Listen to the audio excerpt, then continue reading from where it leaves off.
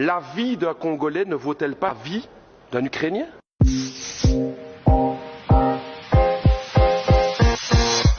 Madame la ministre des Affaires étrangères du Royaume de Belgique, je vous interpelle sur la situation dramatique du peuple congolais. Je pose la question, pourquoi la Belgique n'intervient pas? Pourquoi la Belgique n'intervient pas pour aider la tragédie du peuple congolais à l'est du Congo?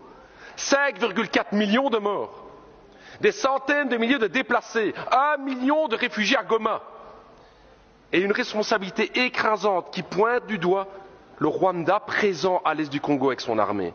Et que fait la Belgique? Rien. Rien. Comment est-ce possible? Quand la Russie envahit l'Ukraine, à juste titre, c'est la condamnation. Ce sont les sanctions, ce sont les livraisons d'armes à l'Ukraine, mais quand il s'agit de la République démocratique du Congo, rien. On n'aide pas. La vie d'un Congolais ne vaut-elle pas la vie d'un Ukrainien? La vie d'une Congolaise ne vaut pas la vie d'une Ukrainienne? C'est la question que tous les peuples d'Afrique se posent. Pourquoi ce deux poids, deux mesures? Qu'est-ce qui se passe dans la politique belge aujourd'hui? Alors je vais vous le dire, Madame la Ministre, non seulement la Belgique ne fait rien, non seulement les États-Unis ne font rien, mais je vais me dire plus. Hier encore, l'Union européenne a signé un accord avec le Rwanda.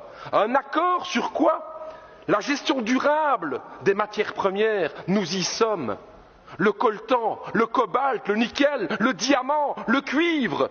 Voilà la raison pour laquelle la Belgique n'intervient pas. Business.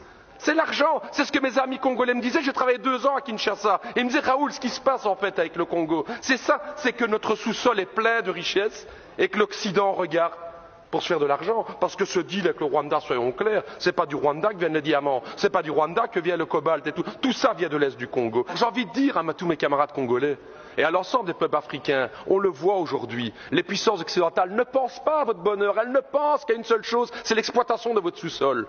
Vous pouvez aujourd'hui, vous pouvez croire à vos propres forces. J'ai envie de dire, moi, au peuple congolais, pensez à cette pensée de Patrice Emery Lumumba, cette force du Congo, justement. Pensez à Kwame Nkrumah, justement, le panafricanisme qui doit être là. Pensez à Thomas Sankara, qui disait clairement, effectivement, que les peuples africains peuvent prendre leur destinée en main. Ne comptez pas sur les gouvernements occidentaux pour vous soutenir, mais par contre, les peuples d'Europe sont à vos côtés, peuples africains, pour vos combats, pour une vraie indépendance économique et démocratique.